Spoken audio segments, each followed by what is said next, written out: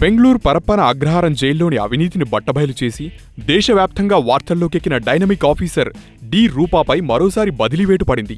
నిజాయితీగా విధులు నిర్వహించే రూపాకు బదిలీలు కొత్తేమీ కాదు.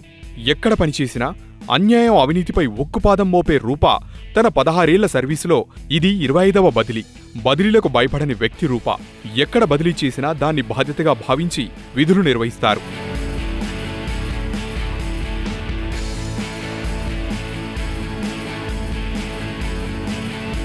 బెంగళూరు ఏఆర్ డీసీపీగా పనిచేసినప్పుడు మాజీ ముఖ్యమంత్రి రెడ్యూరప్ప దగ్గరున్న పోలీసు వాహనాలను వెనక్కి తీసుకొచ్చారు.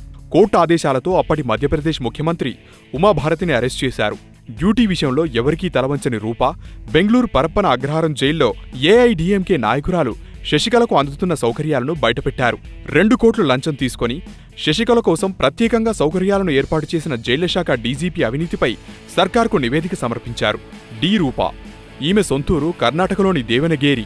తల్లిదండ్రులిద్దరూ ప్రభుత్వోద్యోగులే. స్టూడెంట్ లైఫ్లో ఎన్సీసీలో ఉన్న రూపా ఎప్పటికైనా ఐపీఎస్ ఆఫీసర్ కావాలనుకునేది. ఎంఎస్సీ సైకాలజీ పూర్తయిన తర్వాత 2000 సంవత్సరంలో సివిల్స్ రాసింది. మొదటి ప్రయత్నంలోనే 43వ ర్యాంక్ సాధించి ఐఏఎస్కు అవకాశాలున్నప్పటికీ తనకు ఇష్టమైన ఐపీఎస్నే ఎంచుకుంది.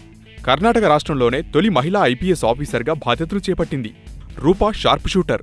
విధి నిర్వహణలో తన ప్రతిభను గుర్తించి కేంద్ర ప్రభుత్వం 2016లో ప్రెసిడెంట్ మెడల్తో సత్కరించింది. రూప భర్త మునీష్ మౌద్గల్. ఇతను ఐఏఎస్ ఆఫీసర్. రూపాకు 2 పిల్లలు, ఒక అబ్బాయి, ఒక అమ్మాయి. ఇప్పటివరకు మనకు రూపా ఖాకీ డ్రెస్లోని కరుకుదనం మాత్రమే తెలుసు. కానీ రూపా మంచి డాన్సర్, సింగర్.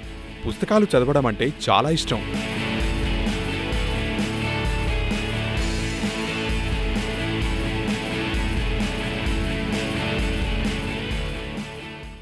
హాయ్ యూట్యూబర్స్, మరిన్ని మంచి వీడియోల కోసం సబ్స్క్రైబ్ చేయండి.